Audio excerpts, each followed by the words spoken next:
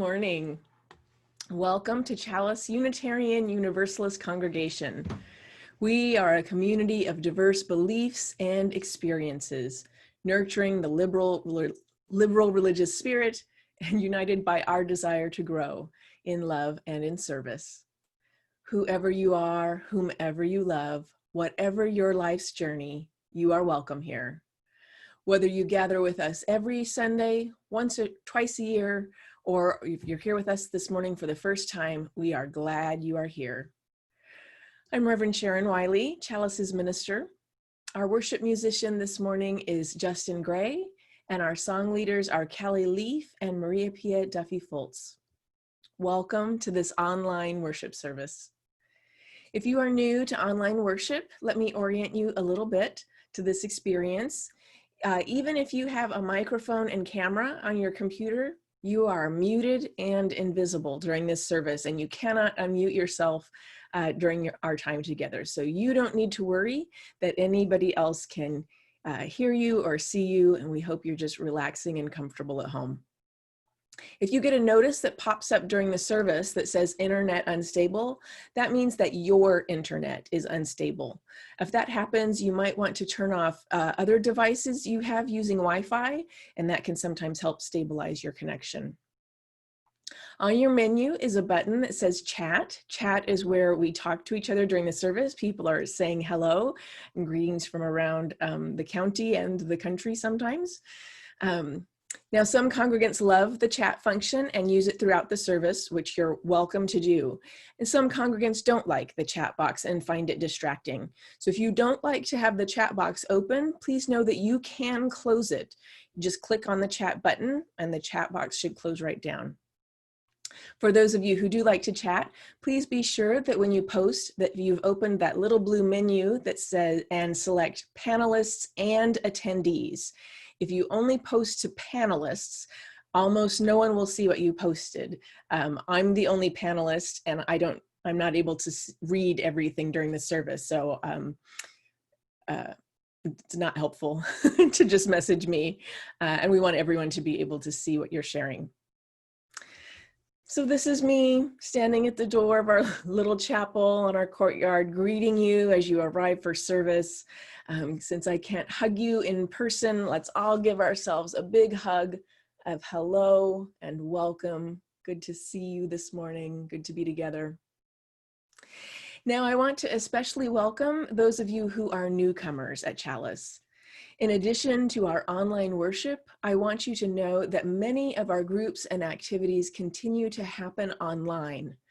Activities like our women's book club, men's breakfast group, support groups, religious education for children and youth, all these and more happen online.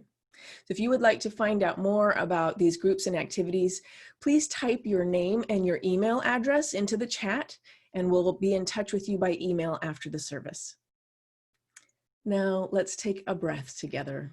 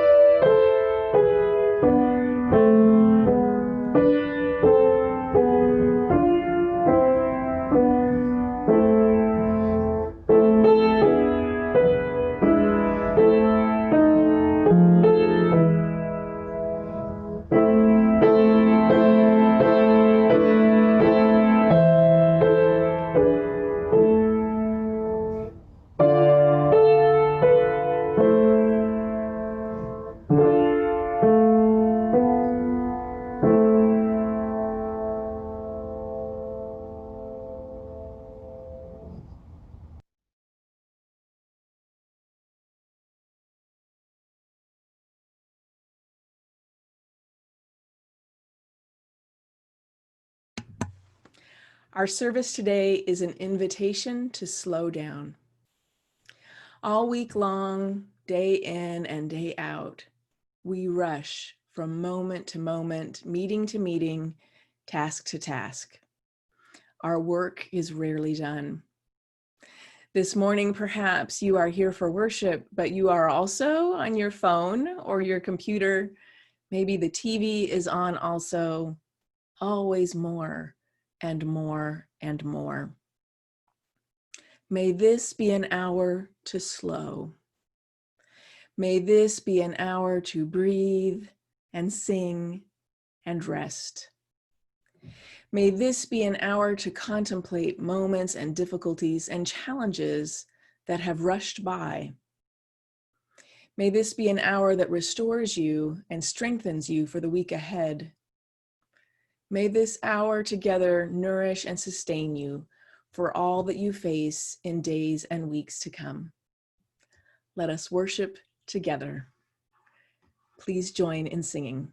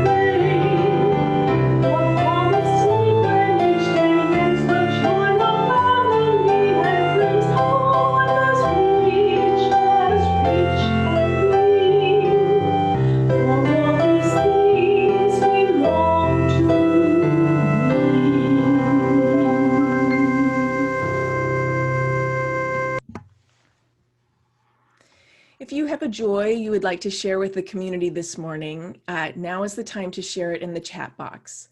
We won't speak these out loud, but please feel free to respond to each other in the chat. This is the time for sharing joys. We'll share sorrows a bit later in the service. We'll listen to some piano music, and if you have a candle of joy you would like to light in your own home, this is the time.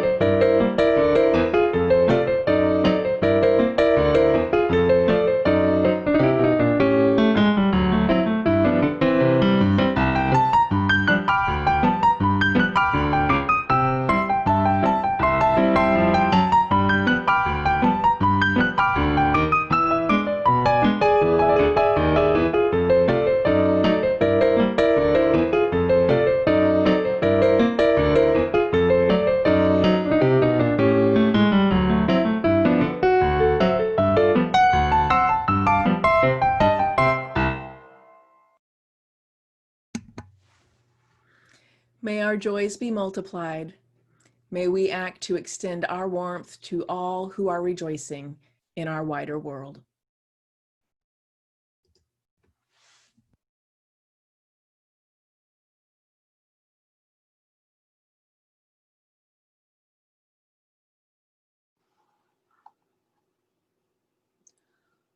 On Shabbat by Kathy Goldberg Fishman, illustrated by Melanie Hall. Every Friday afternoon, all year long, we try to get home as quickly as we can. My father gives my mother a bunch of flowers and hands me 2 loaves of challah, bread fresh from the bakery. I know it is time to get ready for Shabbat, the most important Jewish holiday. We put our school books in a closet. In go my mother's paints and my father's briefcase. My father says that Shabbat is a time to be happy.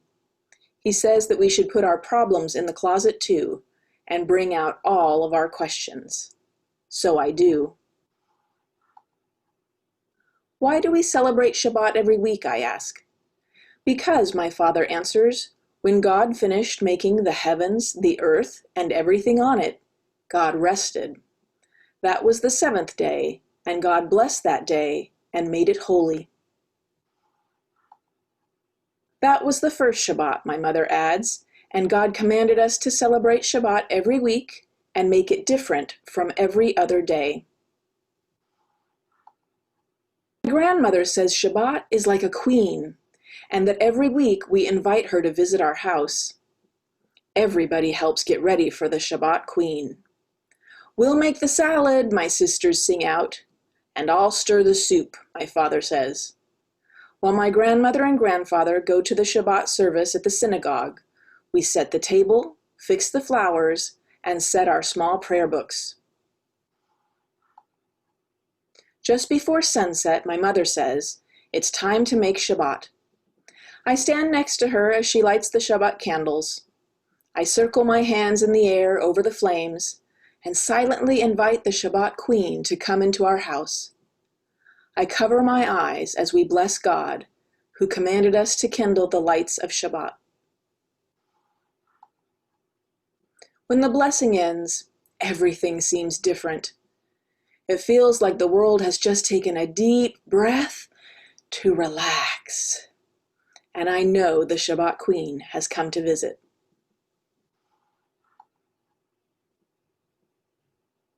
Before dinner, we wash our hands and say a prayer over the challah. We bless God, who brings forth bread from the earth. After dinner, we sing special Shabbat songs and thank God for the food, for our family, and for our friends. Every week, Shabbat begins with candles, blessings, food, and song to make Shabbat different from every other day. In the morning, we go to synagogue. I stand near my father and feel him gently sway back and forth as he prays, blessing God for creating light and darkness. Then I pray with him. I listen as the rabbi reads from the Torah. I hear the soft murmuring of the congregation as we pray and call God our rock and our shield. We pray that our lives will be full of peace and the words of Torah. We are in synagogue a long time. We say extra prayers to make Shabbat different from every other day.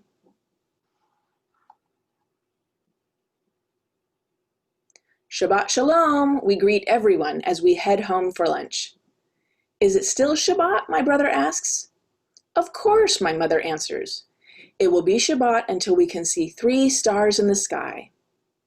My grandmother calls Shabbat a delight, a day that we all enjoy together. Let's play a game, my father says after we eat. I choose team chess. My mother watches as my father and brother play on one side, and my sisters and I play on the other side. The winner gets to pick what we do next.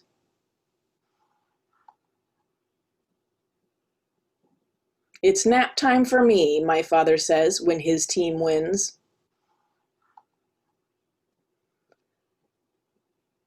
Shabbat afternoons are long and lazy.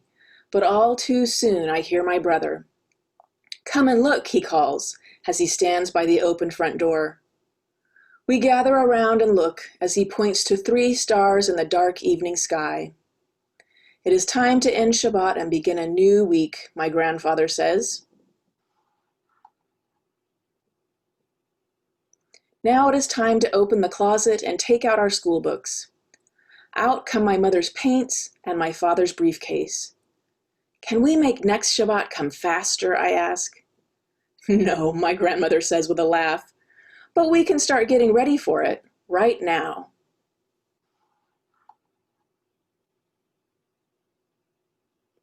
We get out 2 new Shabbat candles, and I put them in the holders.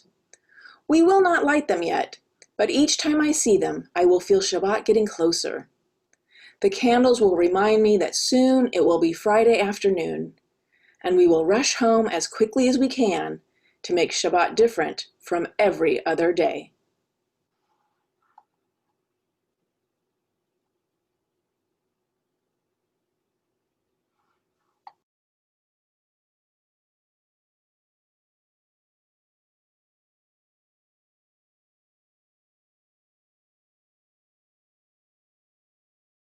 But more than anything, God loves admiration. You saying God is vain? No, not vain. Just wanting to share a good thing. I think it pisses God off if you walk by the color purple in a field and don't notice it. Well, you saying it just want to be loved like it say in the Bible? Yeah, Celie. Everything want to be loved. Us sing and dance and holler. Just trying to be loved. Look at them trees. Ever notice how trees do everything to get attention that we do? Except walk.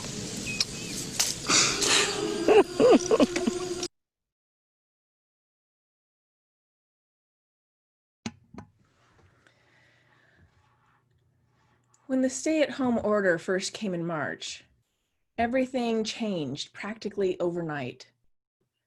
Shops closed, restaurants closed. It was no longer simple to run a quick errand. Whatever your plans were canceled. Theater tickets, date night at the movies, play dates for the children, outings to the zoo, outings to the playground. Almost everything closed or stopped. For many of us, those early days naturally moved to a slower pace of life. With nowhere to go, everything had to happen at home. Even for those of us who had more work to do, not less, work to do learning new technologies, learning how to work from home, learning how to get the children online for classes, learning how to teach online classes. There was still a simplicity about it. We might call it survival mode or crisis mode. Everything unimportant fell away, and everything on the to-do list was necessarily a high priority. Well, it's just about 4 months later now, and things have changed. We know how to get groceries. We've learned how to use Zoom. We've upgraded our computers and telephones if we could. We're figuring out what we can and cannot do. And many of the activities and responsibilities and obligations that fell away when the quarantine first started have come back. They're just online now, or they happen with social distancing. Not only that, but there's actually more than there used to be. Because so much has moved online that if you aren't paying attention, you are missing out on free concerts and museum tours and tours of national parks and workshops led by amazing speakers and educators. You are missing out on the Alvin Ailey American Dance Theater online.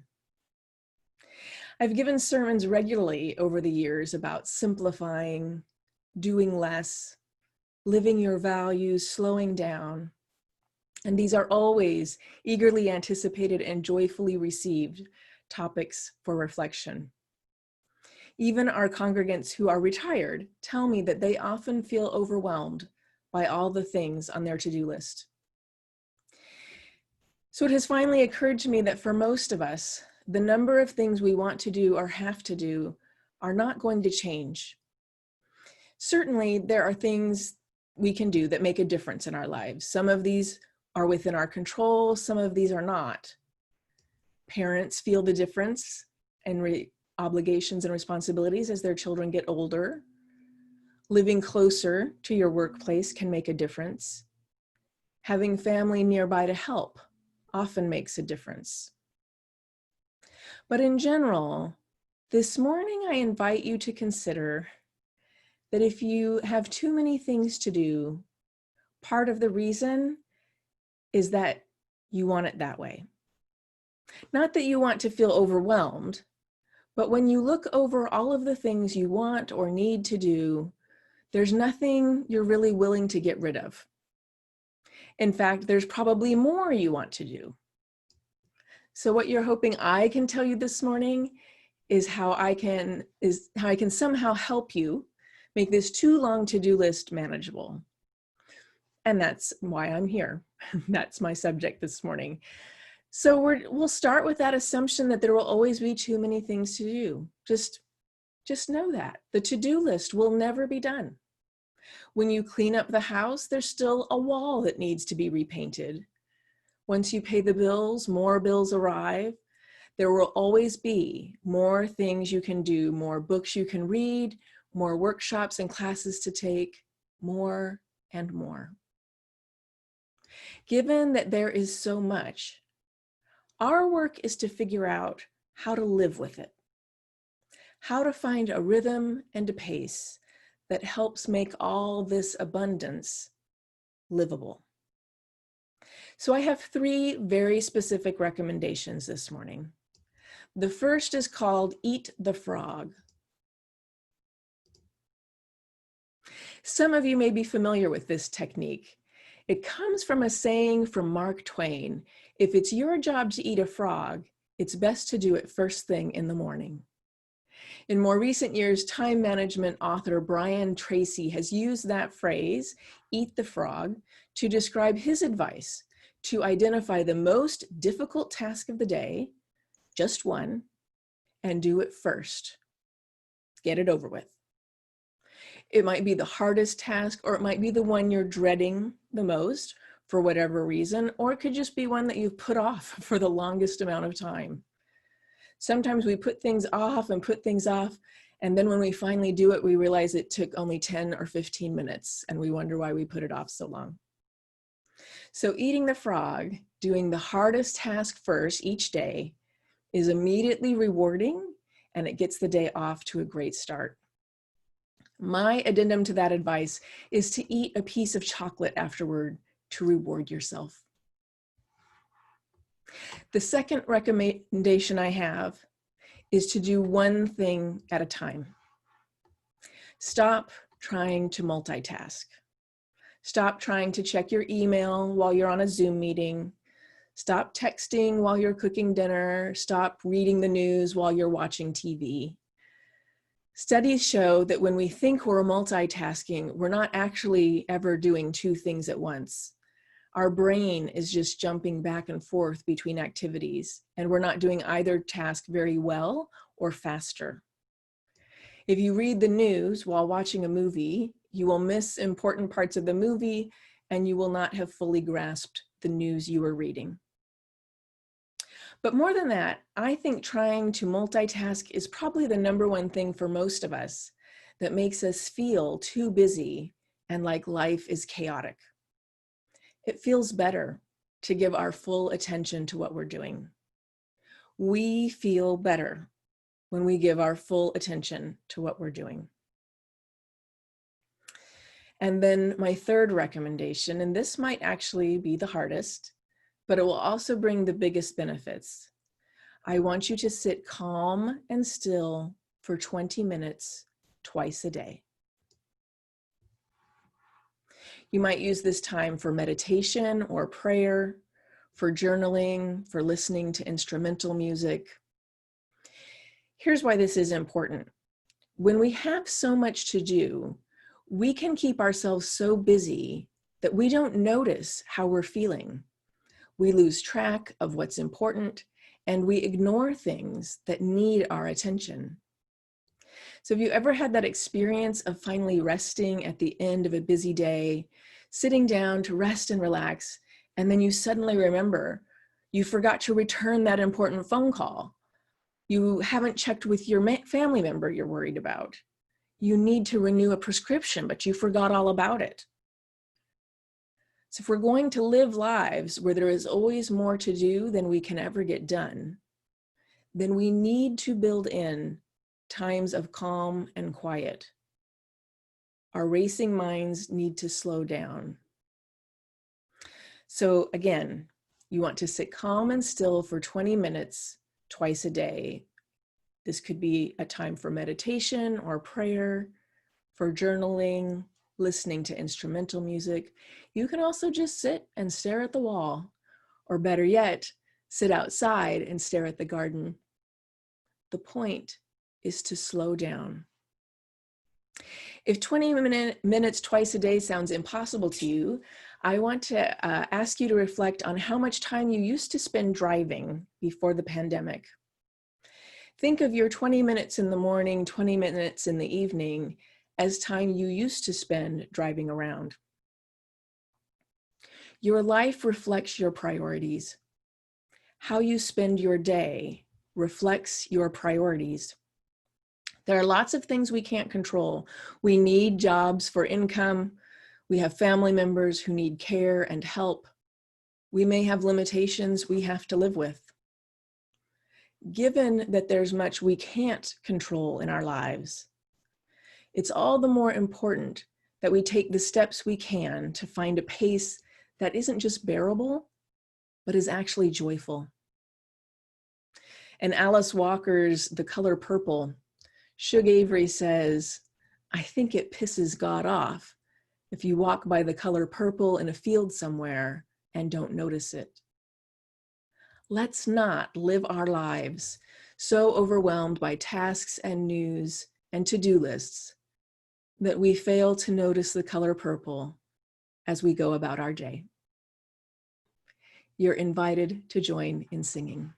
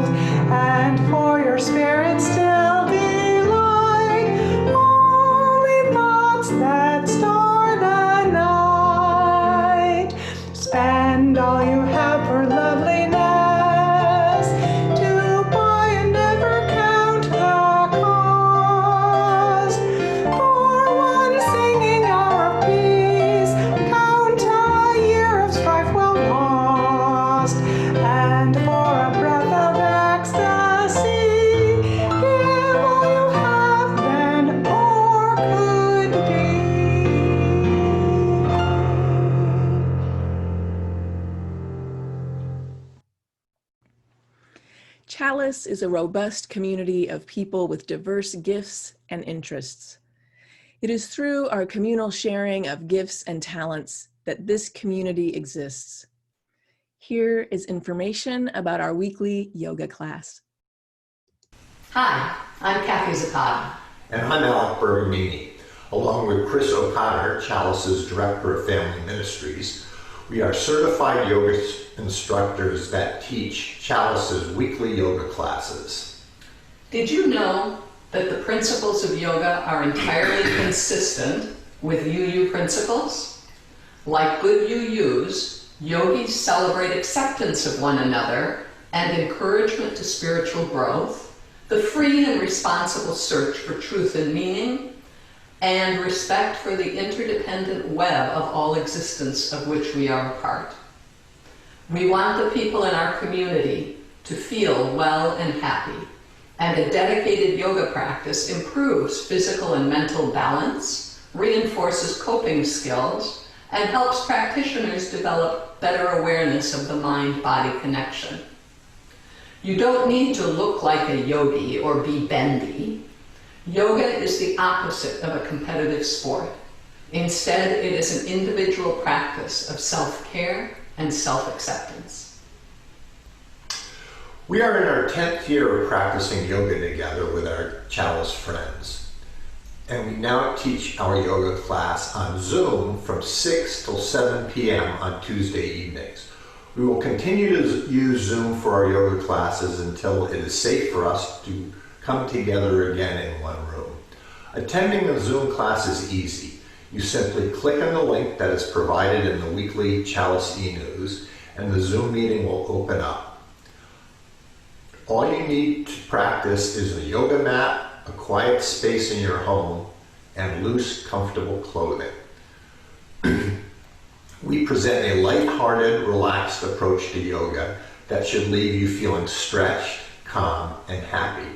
One of our regular yogis says that the class guarantees him his best night's sleep every week.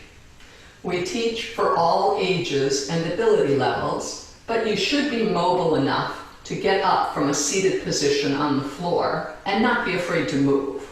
And of course, please check with your doctor before taking on any new physical activities.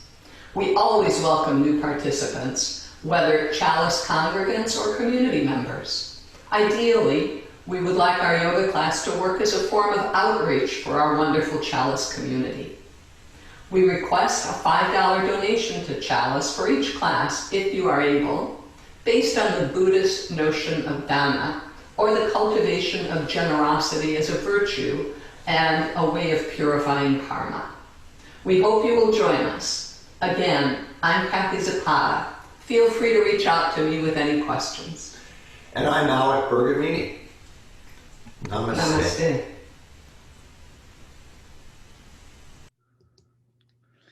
Chalice is more than a place. We're a community of people. When you hear about activities such as yoga, then you know this is part of who we are. We are blessed by Kathy, Alec, and Chris offering their gifts to the congregation this way. We shared our joys earlier in the service, and now it's time for our sorrows. If you have a sorrow you would like to share with the community this morning, now is the time to share in the chat box. These won't be spoken out loud, but we'll respond to each other in the chat. This is the time for sorrows. We'll listen to some piano music, and if you would like to light a candle of sorrow in your own home, this is the time.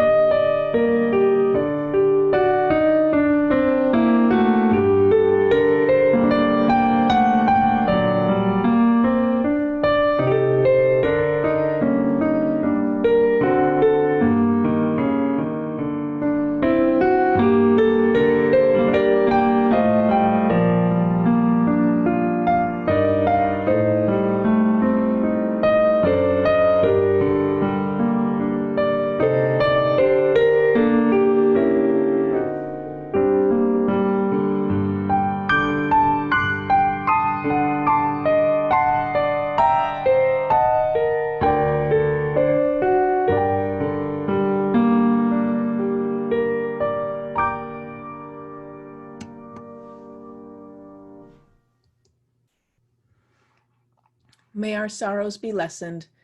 May our burdens be lightened. In sorrow and challenge, may we know ourselves always held and never alone. May we act to extend our warmth to all who are hurting in our wider world. The Sunday offering is an expression of the generosity that makes our congregational life possible. As Buddhist teacher Christina Feldman writes, generosity lies at the heart of spiritual practice. Extending generosity to ourselves and others gladdens our heart, is a direct way of healing division, and brings joy. Please text your donation to Chalice. If you haven't texted a donation before, know that once you text the amount, you'll get a reply with a link to follow to enter your credit card information.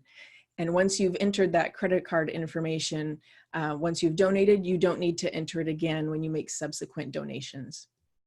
If your Sunday donation is part of your pledge payment, please be sure to indicate pledge after the dollar amount you'll see on the next screen. You can make a text donation anytime. It doesn't need to be during the worship service. The phone number will be on screen in a moment, and I'll also put it in the chat box. Please give generously.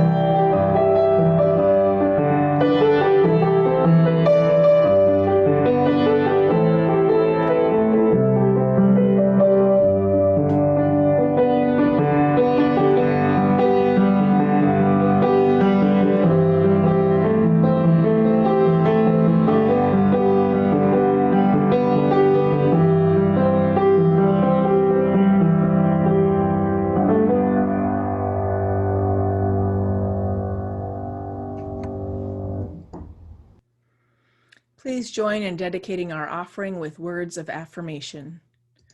May love be the spirit of this church. May the quest for truth be its sacrament and service be its prayer. To dwell together in peace, to seek knowledge in freedom, and to help one another in fellowship. This is our aspiration.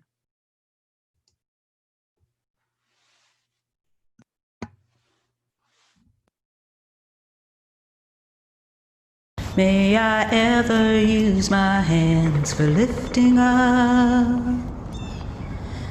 May I ever use my voice for speaking truth.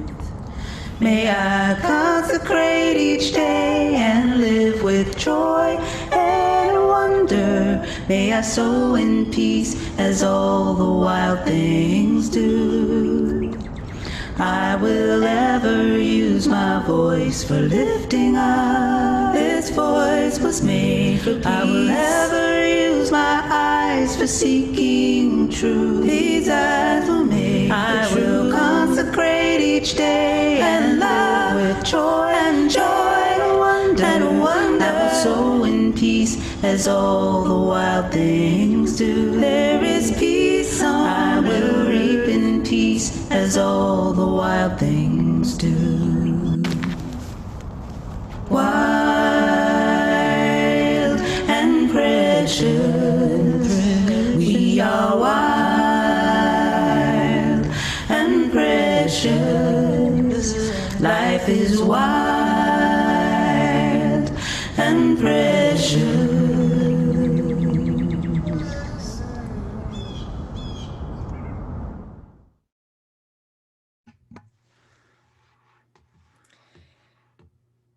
It is part of our universalist heritage to affirm that life is beautiful and worth living, not something to be suffered through on the way to whatever comes after death. That is true even now, as we make our way through a global pandemic and the worst presidency in the history of the United States. The affirmation that life is beautiful and worth living is truer than ever now, in fact, and it is part of our motivation in insisting that Black Lives Matter, in fighting for justice, in fighting to change systems that keep so many from savoring our collective birthright of joy and wonder. The poet Mary Oliver asks in her poem, The Summer Day, "What is it you plan to do with your one wild and precious life? Is it to finish your to-do list? Of course not. When the pace of living prevents us from savoring beauty, joy, and wonder, then we are, I want to suggest, and I know we don't like this word, we are sinning. That's the word. We are missing the mark of living life fully, and missing the mark is a transgression against all that is good in this world. How dare we fail to savor beauty, joy, and wonder, even now, even now. As I have told you so many Sundays this year, using words from Reverend Joanna Fontaine Crawford, life is fragile and a gift. Slow down, my friends, slow down. Notice the flowers. Listen to the birds. Reach out to your friends and family. Enjoy the sunshine. Eat well. Make time for music. Do not squander your wild and precious life. May it be so.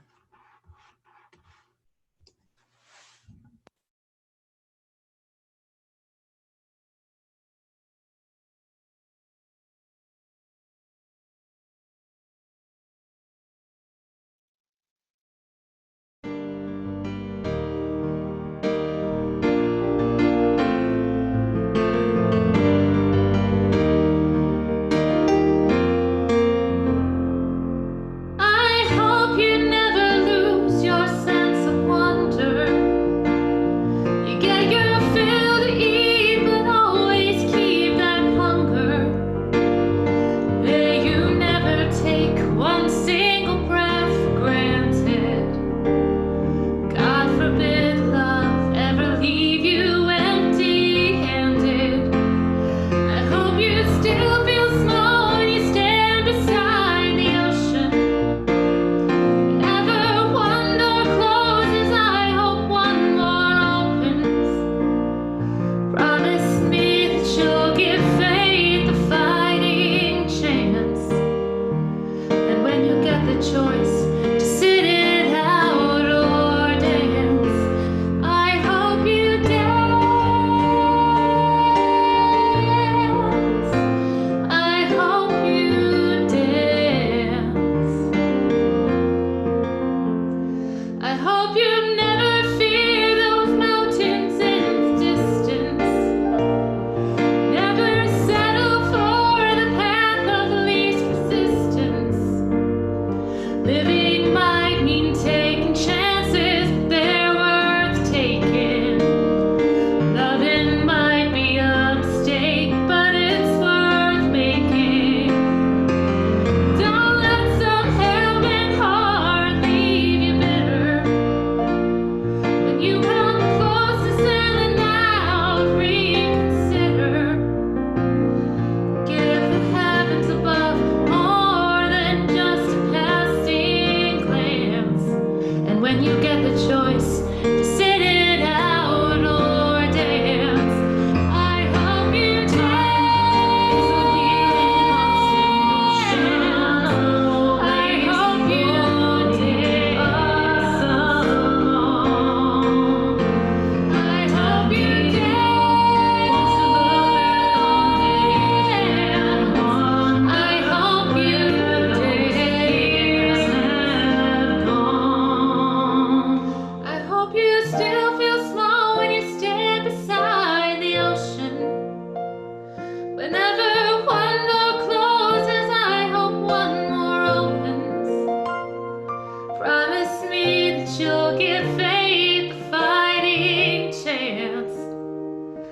when you get the choice to sit it out or dance,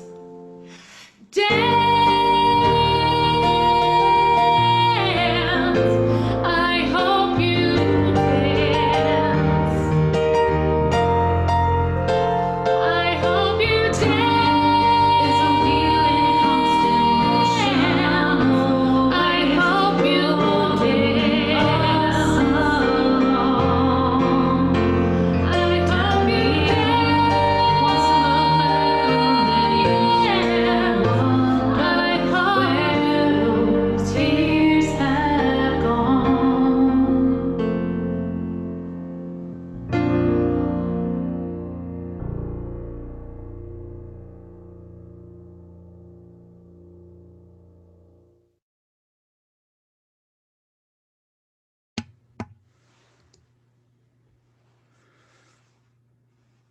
May you go forward knowing that life is fragile and a gift, that you are lovable and loved, and you are not alone. Love and blessings to each of you. You're invited to close our time together by singing the well, and I hope you'll join us at coffee hour afterwards.